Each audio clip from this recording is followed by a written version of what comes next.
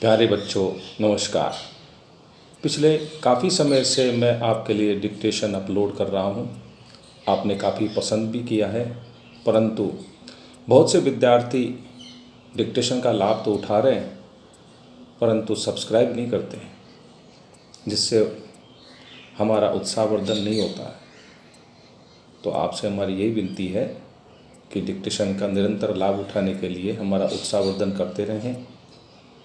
इसके लिए हमारे चैनल को सब्सक्राइब करें। बहुत बहुत धन्यवाद। तो आइए चलिए डिक्टेशन शुरू करते हैं।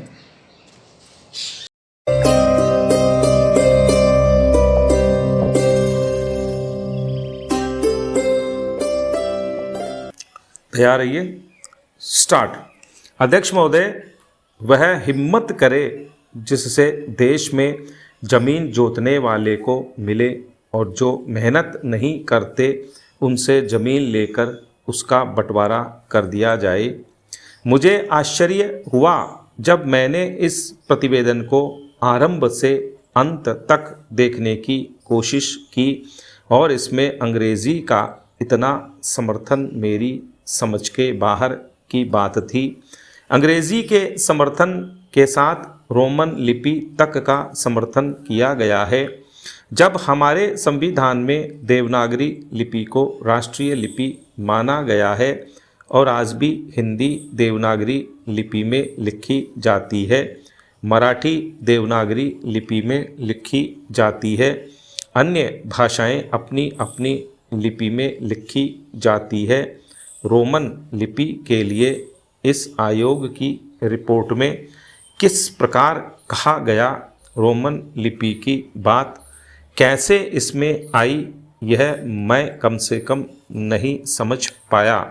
पर एक बात देखने योग्य है कि अंग्रेज़ी का इतना समर्थन होने के बाद भी और कई विदेशी विशेषज्ञ इस आयोग के सदस्य होने पर भी अंत में उन्होंने भी माना कि अंततोगत्वा शिक्षा का माध्यम प्रादेशिक भाषाएं होंगी। आयोग को यह भी मानना पड़ा कि अंग्रेज़ी के माध्यम रहने से देश की हानि हो रही है और संसार के किसी भी देश में ऐसी स्थिति नहीं है। स्टॉप। आयोग स्वयं इस बात को स्वीकार करता है कि इस प्रकार विदेशी भाषा के माध्यम से हमारे देश की कितनी हानि हो रही है। स्टॉप। पेरा।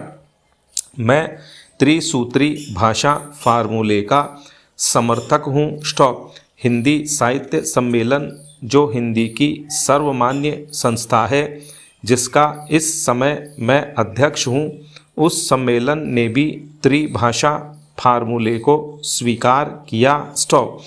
यद्यपि हम यह उचित समझते थे कि द्विभाषा फार्मूला रहता, एक मातृभाषा और दूसरी राष्ट्रभाषा, लेकिन हमें इस बात का भय था कि यदि द्विभाषा फार्मूला रहेगा तो मातृभाषा और अंग्रेज़ी रहेगी।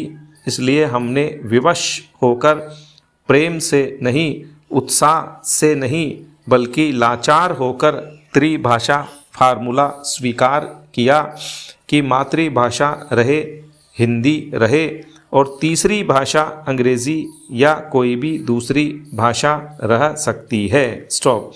कहा जा सकता है कि हमारे यहाँ अभी स्नातकोत्तर पढ़ाई के लिए पर्याप्त साहित्य नहीं है।